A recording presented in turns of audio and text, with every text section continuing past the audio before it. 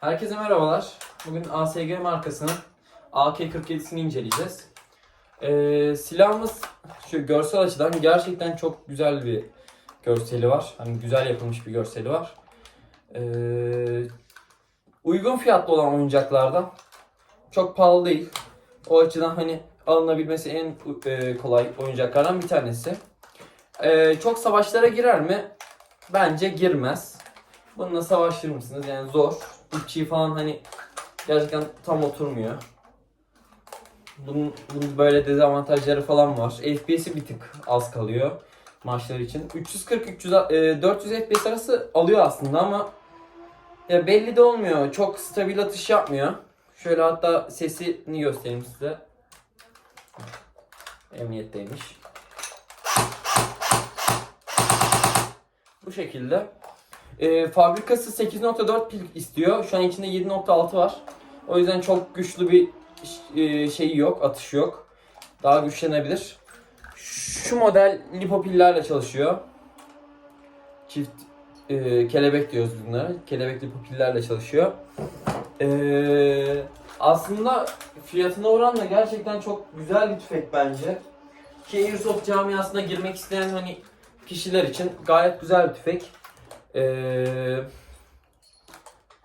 Başka açması kapatması bayağı kolay. Şuradan silahımızın üst kabzasını açabiliyoruz. Aynı şekilde şuraya takarak sert bir şekilde kapatıyoruz. Bir dakika. Tamamdır. Bu şekilde silahımızın üstü kapanıyor. Birazcık omuza dayama yeri, yani dipçiği birazcık kötü tasarlanmış diyeyim. Şurası kısa olmuş, bir de kayıyor. Pil yerini göstereyim bir de. Pil. Bu kapağını açıyorsunuz. Şu şekilde arkada kapağı var. Burada pilimiz oluyor. Dikey bir şekilde burada duruyor. Dikey bir şekilde. Kapatalım bunu. Birkaç tane atış yapalım.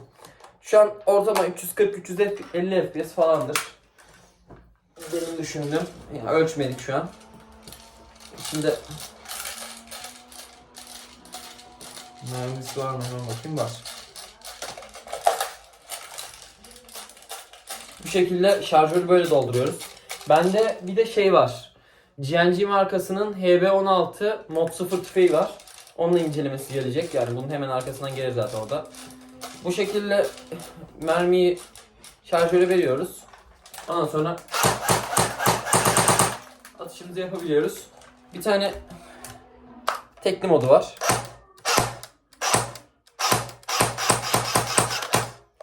Bir tane tam otomatik modu var. Bazen böyle modlarda sıkıntı çıkartabiliyor. Bir dakika, üst kabzayı yanlış takmışım. Bir dakika, hemen bunu düzeltelim. Bazen böyle yamuk takılabiliyor. Yine mi olmadı? Neyse, tamam, video sonunda ben bunu düzeltirim. Hatta hemen yapabilirsem. Oturtamadım. Bir tık sıkıntı da bunun üstü.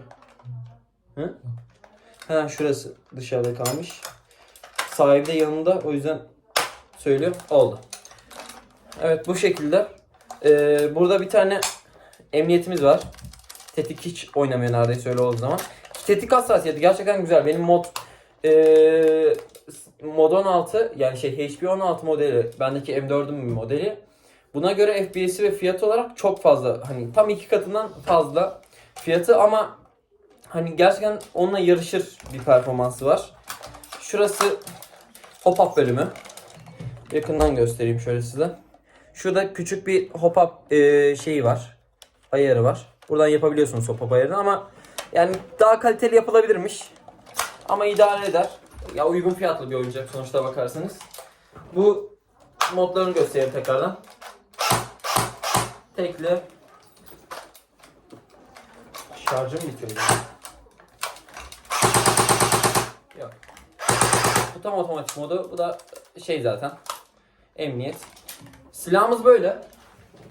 Şarjını takıp çıkartırken bazen mermi atabiliyor. Bu tarz oyuncaklarda olabiliyor böyle şeyler. Nişangah açısından fena değil.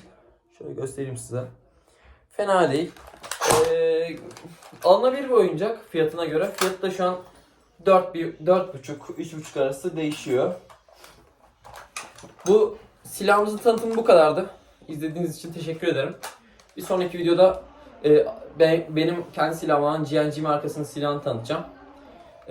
İzlediğiniz için teşekkürler. Görüşmek üzere, bay bay.